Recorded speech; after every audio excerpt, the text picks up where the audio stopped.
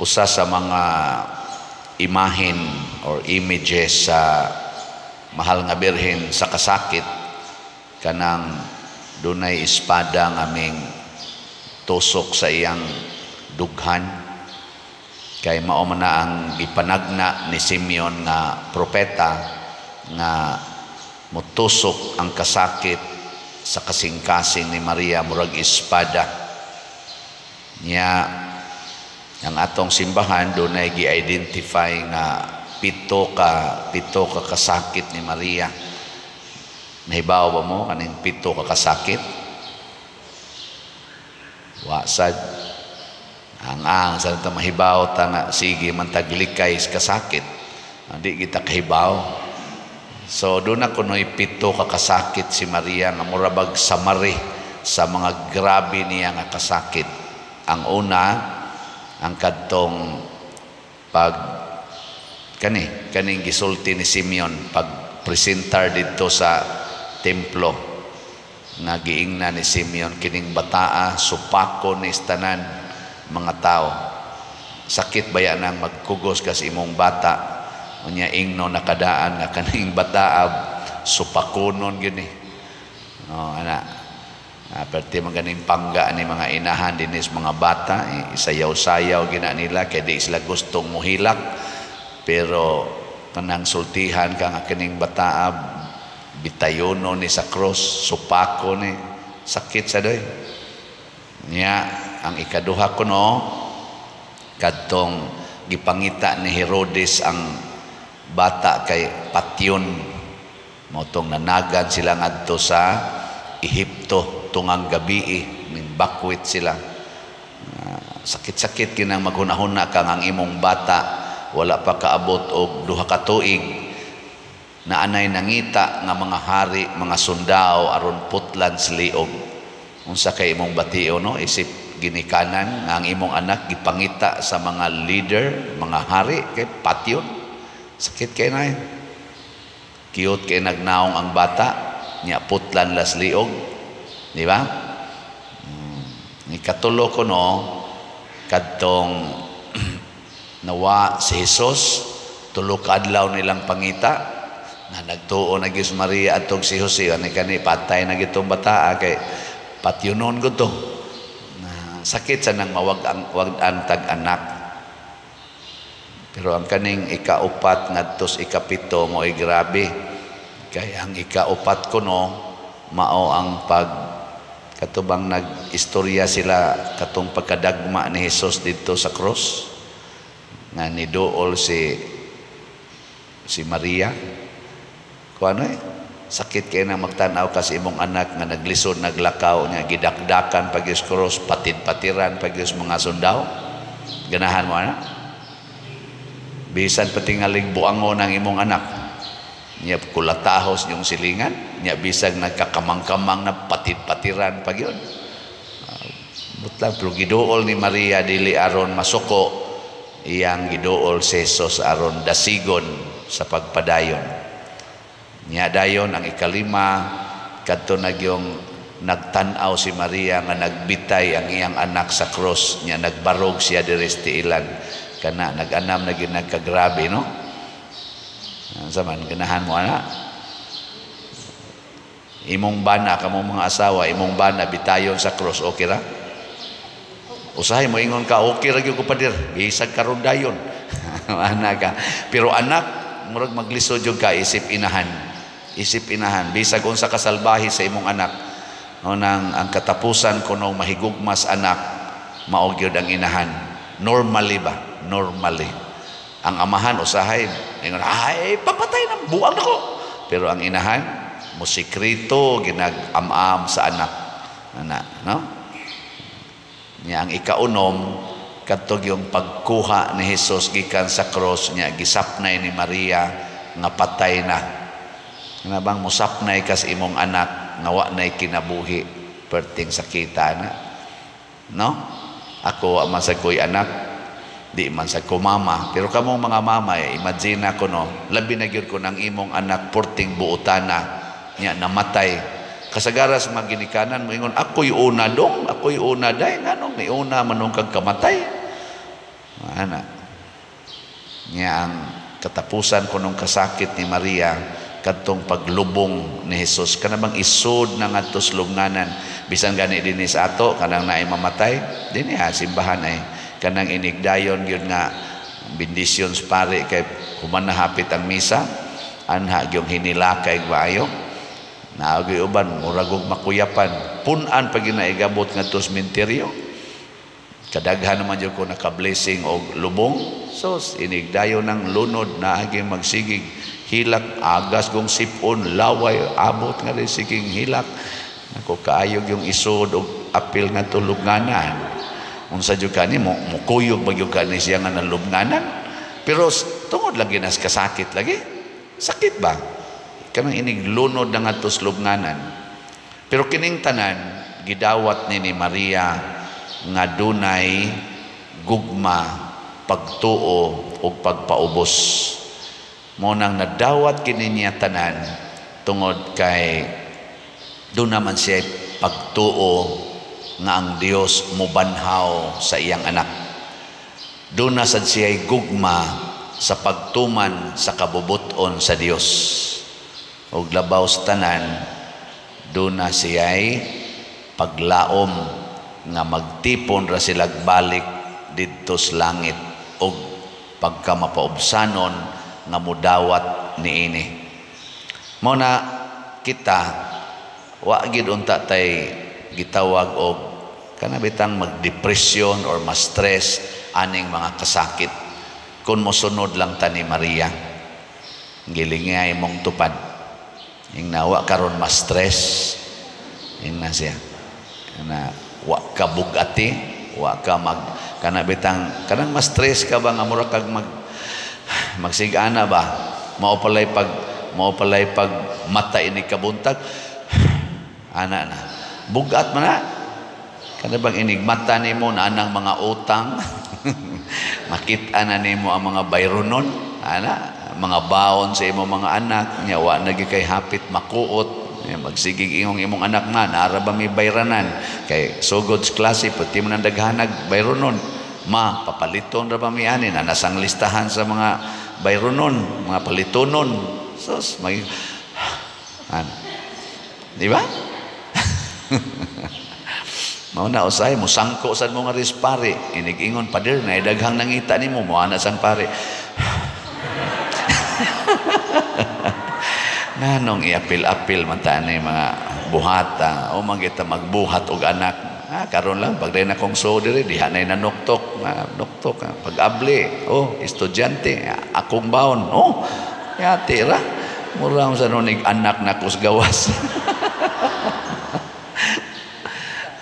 mas stress ta pero ayaw ka stress ang gigamit ni Maria matod pa dire sa atong kani-ganing salmo atong tubag sa salmo sa to luwasa o Ginoo luwasa ako diha sa imong makanunayon nga gugma hibaw Dios Maria nga gihigugma siya sa Dios kahibaw kay si Maria nga ang Dios di gyud mobiya niya og misalig Dios Maria og mituo nga ang tanan nga mga butang nga maayo ihatag Dios Ginoo sa nahigugma ngadto kaniya monas Maria sige lang gyud siya padayon mao ni ang atong untang buhaton diri sa atong unang pagbasa gidescribe si Jesus giunsa ni Jesus pagdawat ang iyang kasakit ug kamatayon kining kinaiya ni Jesus maupod ni ang kinaiya ni Maria sa akong hunahuna o gidungan patog lansang si Maria o si Jesus sa cross dili sadto si Maria mulahi ni Jesus unsa may kinaiya ni Jesus didto sa cross matod pa diri pagdayon kunong lansang niya sa cross nangiliupo si Jesus ngadto sa iyang amahan uban sa makusog nga pagtuaw kay nasayod siya nga dunay gahom ang iyang amahan sa pagluwas kaniya gikan sa kamatayon mo nay first Kamo nituo mo nga maluwas tagikan sa kamatayon pinaagi sa Dios. Tuo mo dili. Di mo mo ratol, iniglinog, di mo managan, inikasunog, di mo managan, sagit-sagit. Ratol. O dituo ka, nga ang Ginoo makaluwas ni mo gikas kamatayon, mo na, si Jesus igo rang nituaw, amahan ko, kun mahimo, kuhaa kining kupa, gikan kanako. Pero matod pa dire, tungod kay mapaubsanon og buutan man siya, gidungog sa Dios ang iyang pag-ampo. Pero giunsa man pagdungog, gipadayon sa amahan ang pag-antos, kasakit o kamatayon. Pero unsa may gihatag sa amahan, ang kalig-on sa pagdawat sa pag-antos. Kadto diin kamatayon nga gituaw ni Hesus nga amahan ko luwasa ko niining maong kamatayon, dili dito kamatayon sa lawas. Ang gituaw ni Hesus nga dili unta ko, ang ako untang kalig-on nga mudawat sa pag-antos o sa kamatayon, dili unta mamatay. Kana bang magpabilin siyang buhi lig-on nga mo dawat sa kamatayon o sa pag-antos o sa kamatayon.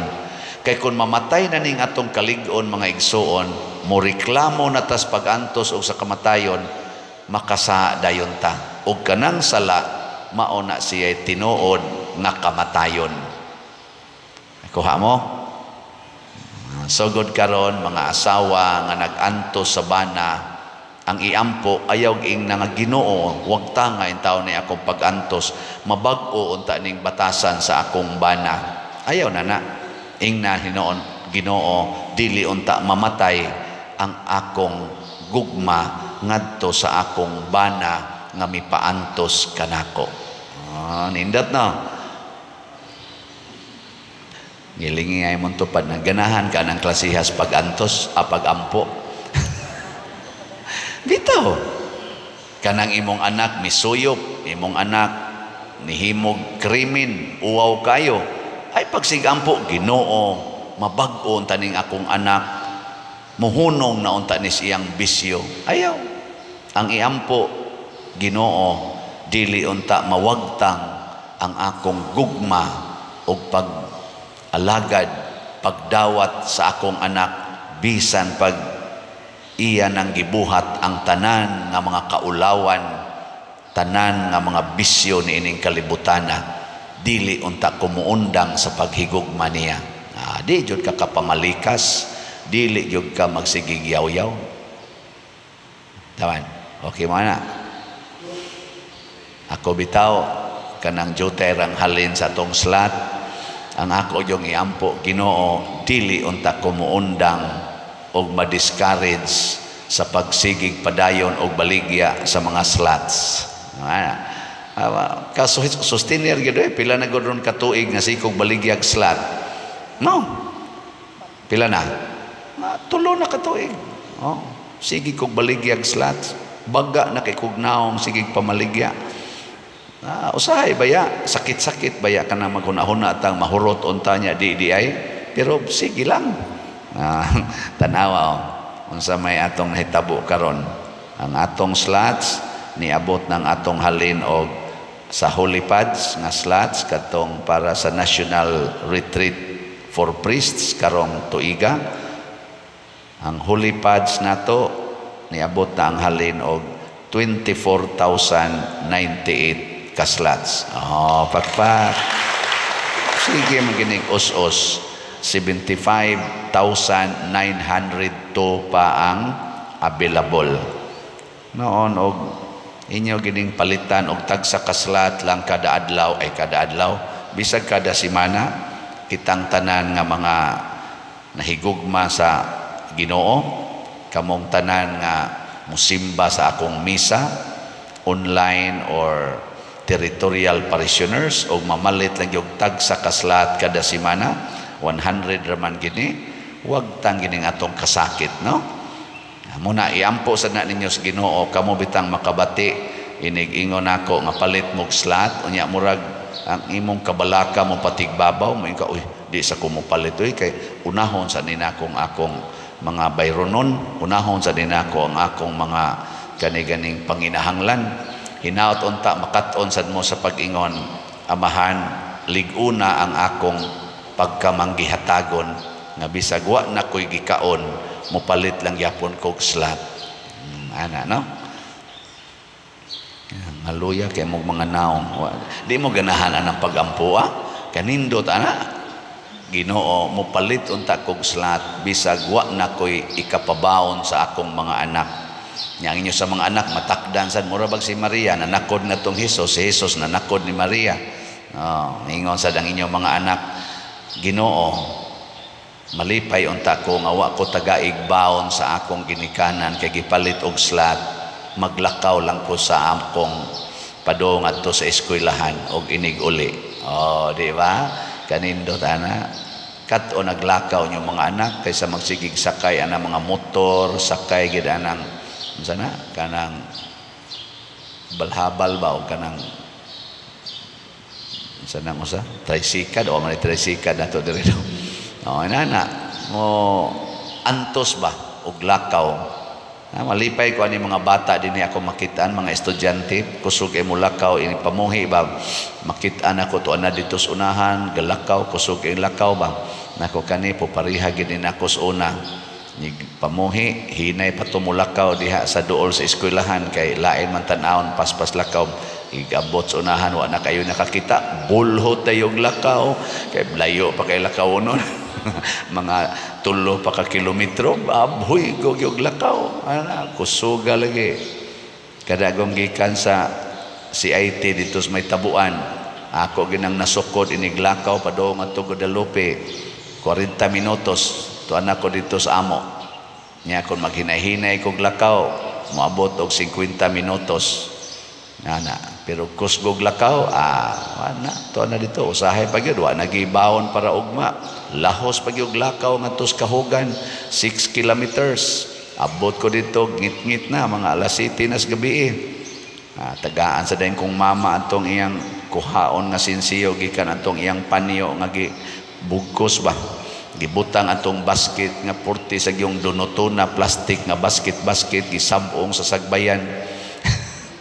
Kuha din ini kakaadlawon kay kalas 4 kaadlawon mata naman sa ko kay mulusad na sad tagaan dayon kog mga usahay 5 pesos usahay labing dako 10 pesos ngako sa taong mga iyaan kadto si sunod ni mama manding sina dalaga man sa to nga gulang igagi nako sa ila kay agianan man akong ilang balay unahag jotay sa amo maglingkod sa pantawan igagi kuari idugang rediha punan sa kunya usahay 7 pesos usahay 8 pesos alipay na kay kuana dagan din nga ri padong syudad basa ko kay ko inig abot nga ri sandayong kanang 6 ka kilometro ang 3 ka kilometro suot-suot anang naang kaning kuan kakugnan nya ikabuntag yamog kayo hilamos pa ko sa mga bahay kaka o kanang mga kaya ako pa may nag-unag lakaw